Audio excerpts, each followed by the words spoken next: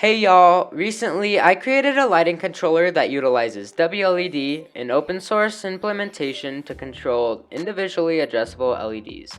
Basically, it is my cheap way to add RGB lighting to my setup. I made this lighting hub so I could create my own lighting fixtures, which is why in this video I'm going to show you my first fixture. This is a small accent lamp that adds a nice clean touch to my desk setup.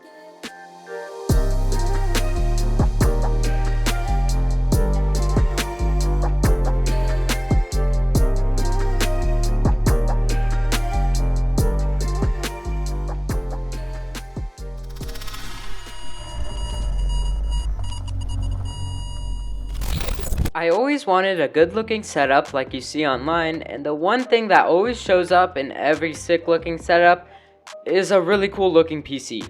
But I don't have the money for that, so I decided to go with the next best thing: cool lighting. However, like I said in my last video, decent lighting fixtures like LEDs and lamps get so expensive. And being in high school, I don't have that money. That's why I decided to go the route of make it yourself, which is honestly pretty easy nowadays, with all of the hardware being cheap and the software, well, free thanks to the WLED community. This video isn't about getting into that DIY aspect. I'm just here to show you the cool things that are possible with this easy to get into hobby. So in this video, I'm just going to show you this cool lamp I made.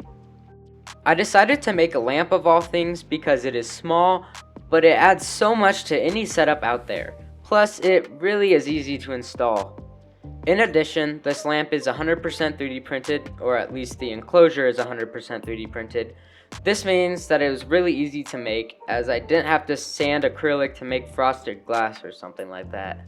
Going into the nerdy specs, this lamp uses SK6812 LEDs. This basically means that these LEDs have a red, green, blue, and white channel, meaning that it can display any color as well as a better white color. Also, this means that these LEDs are individually addressable, so I can set each node on the strip to a different color, which can give off some cool effects. However, since I didn't use many LEDs, some of these effects don't really show through, but I can get some cool looking gradients, and my favorite effect, this matrix animation. For those wondering, the process to make this lamp was really quite simple. I first loaded up my CAD software of choice, which is Fusion 360 for hobbyists. Then I got designing. I went through a total of 2 editions before the final product came out how it did, which is nice and unusual. Then I thought about all of the things I wanted it to have. I wanted it to be small, which was easy because I had an external controller, and I also wanted it to be totally 3D printed, which was more difficult because I had to experiment with 3D printing a diffuser, which consisted of finding the best width of the walls to which light is visible, but it remains sturdy, and I also had to find a way to attach this diffuser to the base, which in the end I decided on these huge threads. Finally, the base and how to incorporate the LEDs took a little time, but I did it. In the end, I got this really cool looking lamp that was pretty unique. I originally thought the print lines of the diffuser would make it look bad, but I think it adds that DIY look, which is cool in my opinion. Wrapping that up, here are some more videos of the final product and the montage that some people wanted.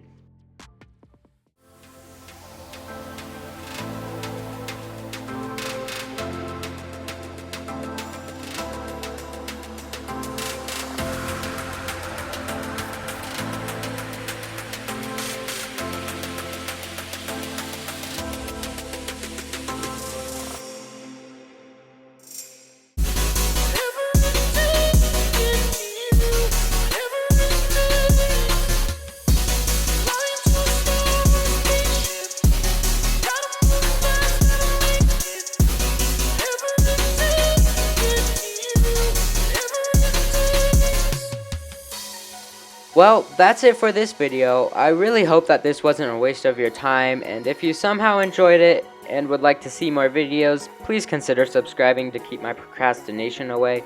Like last time, if you have any suggestions, please leave a note in the comments down below. Thank you for watching, and I'll see you soon, hopefully.